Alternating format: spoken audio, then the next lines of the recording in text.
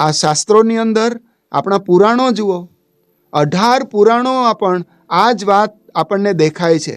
18 પુરાણો, એમાં અગ્નિ પુરાણ, નારદ પુરાણ, લિંગ પુરાણ, ગરુડ પુરાણ, પદ્મ પુરાણ, સ્કંદ પુરાણ, કુર્મ પુરાણ, બ્રહ્મ પુરાણ, બ્રહ્માંડ પુરાણ, બ્રહ્મ વૈવર્ત પુરાણ, મત્સ્ય પુરાણ, માર્કંડ પુરાણ, ભવિષ્ય પુરાણ, ભાગવત પુરાણ, વરાહ પુરાણ, વામન પુરાણ, વાયુ પુરાણ, શિવ પુરાણ, વિષ્ણુ પુરાણ. આ સર્વત્ર પ્રાર્થનાના સૂરો સંભળાય છે અને સફળતા પામ્યા એના પ્રસંગો પણ આપણને દેખાય છે. રામાયણની અંદર પણ આ વાત આપણને એક એક કાંડમાં જોવા મળે છે. એટલે કે આપણી આ પ્રણાલી છે, આપણી આ પરંપરા છે, આપણી સંસ્કૃતિ છે, ભગવાન સમક્ષ પ્રાર્થના કરવી.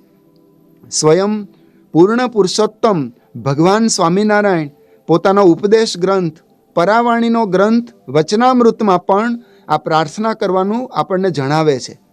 વચનામૃત પ્રથમ 48, એમાં સ્વામિનારાયણ ભગવાન કહે છે કે ભગવાનને નિત્ય પ્રત્યે પ્રાર્થના કરવી. લોયાનું ત્રીજું વચનામૃત કેવી રીતે પ્રાર્થના કરે છે ભક્ત પ્રહલાદ, એ પણ બતાવ્યું. લોયાના 6થા વચનામૃતમાં પણ આ વાત સમજાવી. પંચાળાના 3જા વચનામૃતમાં પણ આ વાત જોવા મળે.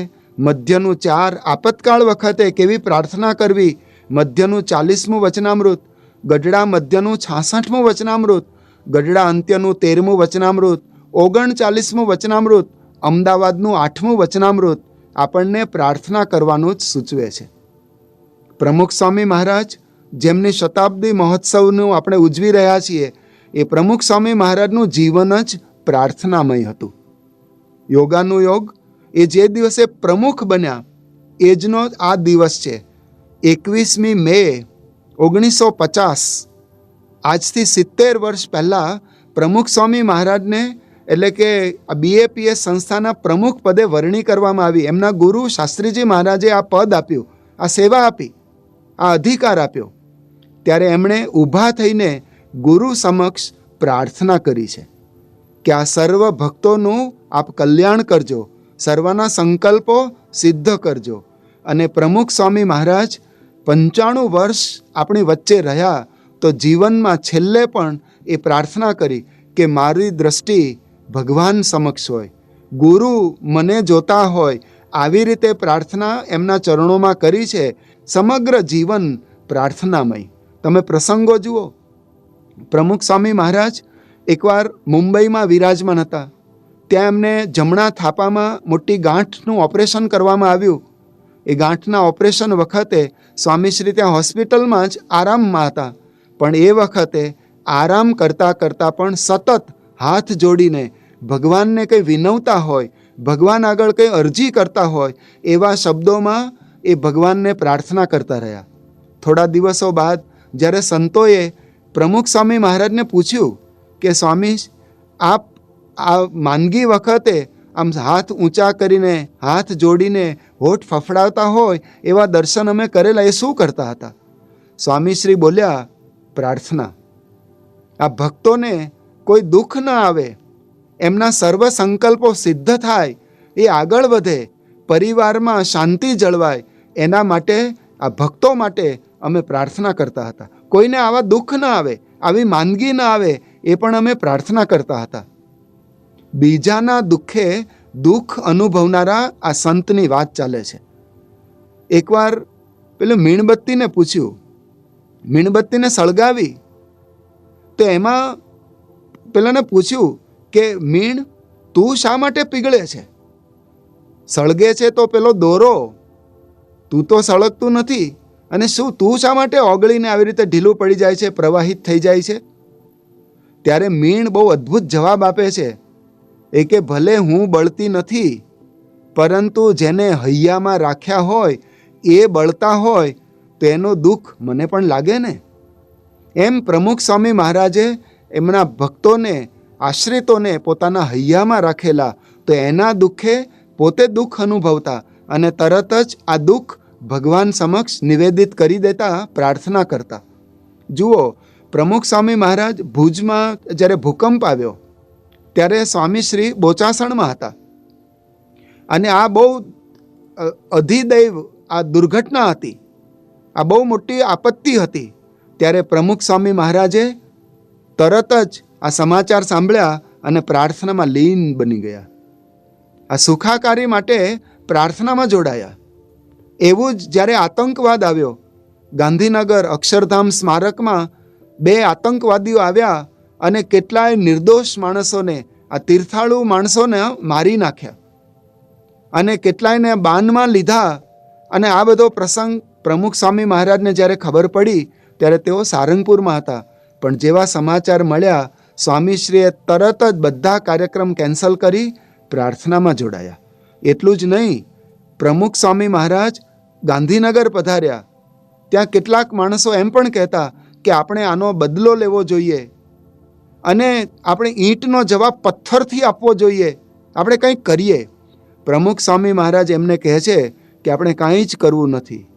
એમણે પ્રાર્થના સભાનું આયોજન કર્યું અને પ્રાર્થના સભામાં આ દિવંગત આત્માને શાંતિ મળે, એના પરિવારજનોને વિરહ સહન કરવાનું બળ મળે, કોઈ ભવિષ્યમાં મુશ્કેલી ન આવે એના માટે પ્રાર્થના કરી આશીર્વાદ આપ્યા. અરે પેલા 2 આતંકવાદીને જ્યાં પેલા બ્લેક કમાન્ડોએ મારી નાખ્યા હતા એ જગ્યાએ પણ સ્વામીશ્રીએ તર્પણ કર્યું, જળ પધરાવ્યું અને ત્યાં પણ પ્રાર્થના કરી કે આ આતંકવાદ આ વિશ્વમાંથી નાશ પામે.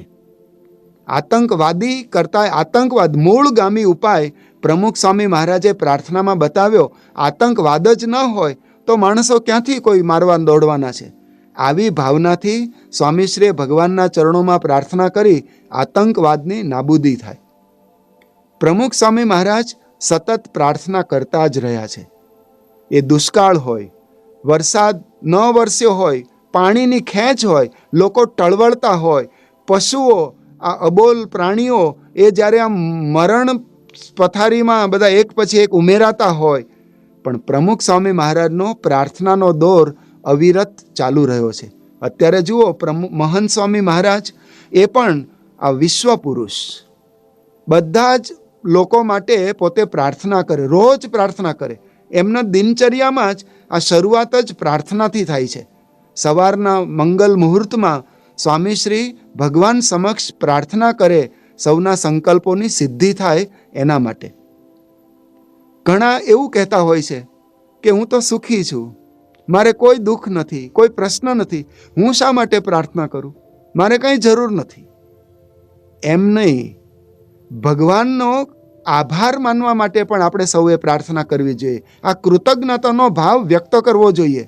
એટલે જ પેલા ઇંગ્લેન્ડના એક આર્મી અધિકારી હતા, કર્નલ સાહેબ ઓલિવર ક્રોમવેલ, એકવાર જમવા બેઠા, બાજુમાં એમના મિત્ર હતા. જમતા પહેલાં આ અધિકારી આંખો બંધ કરી અને સ્તુતિ પ્રાર્થનામાં જોડાયા. થોડીક ક્ષણો બાદ આંખો ખોલી ત્યારે એમના મિત્રએ પૂછ્યું કે સાહેબ, તમે આ શું કર્યું? કે હું પ્રાર્થના કરતો હતો. કેમ? અરે કેટલાય માણસો આ દુનિયામાં ભૂખ્યા થાય છે પણ એને ખાવાનું ભોજન મળતું નથી. કેટલાકને ભોજન મળે છે પણ એને ભૂખ લાગતી નથી. જ્યારે ભગવાને તો મને બંને આપ્યું છે, ભૂખ પણ લાગે છે અને ભોજન પણ આપ્યું છે, એટલે કે ભગવાનનો મેં આભાર માન્યો. ત્યારે પેલો મિત્ર કે હું તો કંઈ આભાર માનતો નથી, હું કંઈ આવી પ્રાર્થના કરતો નથી. ત્યારે આ ક્રોમવેલ સાહેબ હસતા હસતા કે હા, મારો કૂતરો પણ પ્રાર્થના કરતો નથી. પ્રાર્થના તો દરેકે કરવી જોઈએ. પ્રાર્થના કરવાથી આપણા ઉપર ભગવાન પ્રસન્ન થાય છે, આશીર્વાદ વરસાવે છે અને સંકલ્પ સિદ્ધ થાય છે. ભગવાને આપણને બધું જ આપ્યું, આ શરીર આપ્યું, ઇન્દ્રિયો આપી, બુદ્ધિ આપી, આ બધી વ્યવસ્થા આપી, આવો સમાજ આપ્યો. તો એના આભાર માટે આપણે થેન્ક યુ કહેવા માટે પણ ભગવાનને પ્રાર્થના કરવી જોઈએ. પ્રાર્થના કરતી વખતે હૃદયના ભાવથી ભગવાનને પ્રાર્થના કરવાની આપણી પરંપરા છે. કદાચ શબ્દ વ્યક્ત ન થાય તો ચાલે, પણ હૃદયમાં ઉર્મી, ભાવોર્મી